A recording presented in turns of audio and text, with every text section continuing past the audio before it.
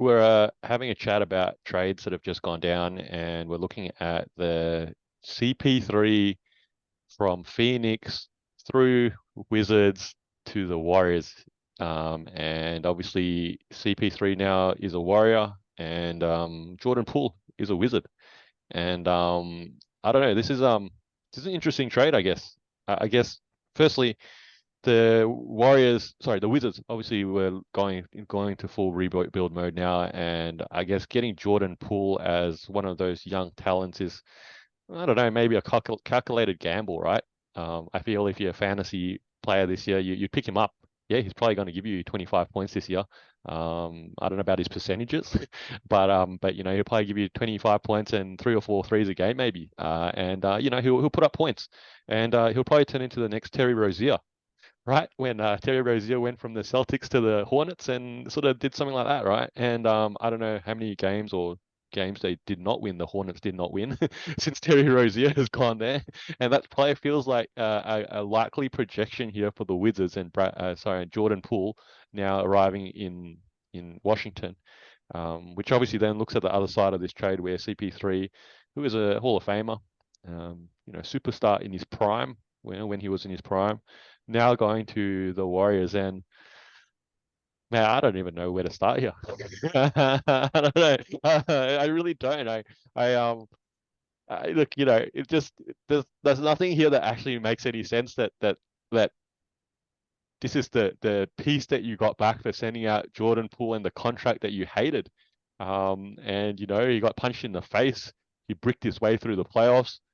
He clearly wasn't worth the 100 million or so more that you've committed to him, that you don't want to pay that, and that I can get that. But you got back CP3 in return. I don't know. If I can be blunt, I don't know. This makes me want to throw up. I'm not even a Warriors fan. Help me out here, Nick. I think I think what we're seeing, right? And I think I feel really good about us as an amateur podcast because I think we really sussed out this new CBA that's coming. And we read the comment section and we saw a lot of interesting reactions to some of the trades that we were pitching. But what's happened in the last week is kind of indicative of that pressure that this new CBA is going to put on people. And the Warriors were in a really bad financial spot where they needed to get off of somebody. And Jordan Poole's that person. Now you might be thinking, but why did you take back CP3 for all this money?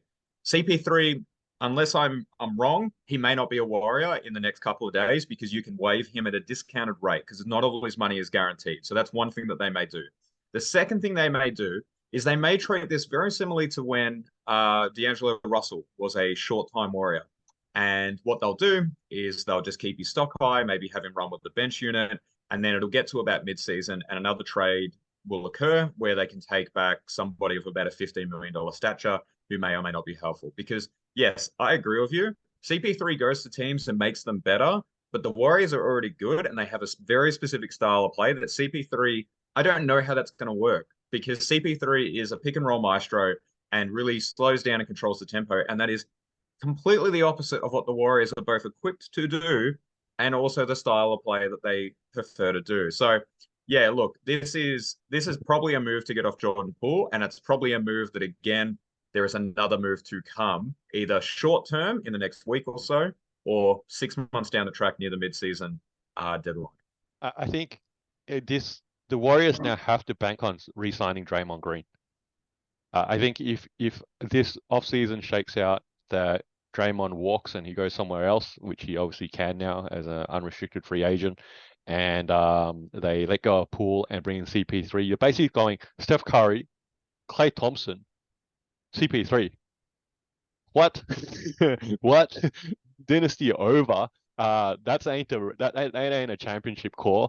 I don't know. Good luck to avoid the play in. That's the reality here for the Golden State Warriors, I think. And yeah, look, I don't know. If you resign Draymond, maybe give yourselves a fighting chance. If they can somehow stockpile some greater depth on the bench. I think DiVincenzo is also leaving. I don't know. That's the rumor, right? So they're going to have to find some other players to come off the bench for them. Yeah, look, I don't know. Okay, maybe they can scrape into the playoffs again in that sort of sense, but they're probably no longer equipped here to make noise. Even though they added a talent like CP3, but similar to like the Phoenix trade here, it's just on paper, it's not the right fit. Doesn't make any sense. This is Two Guys with Spare Time. I'm Fowles, this is Nick.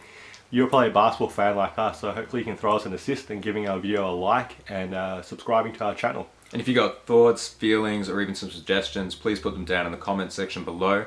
And thank you for using your spare time to watch us in our spare time.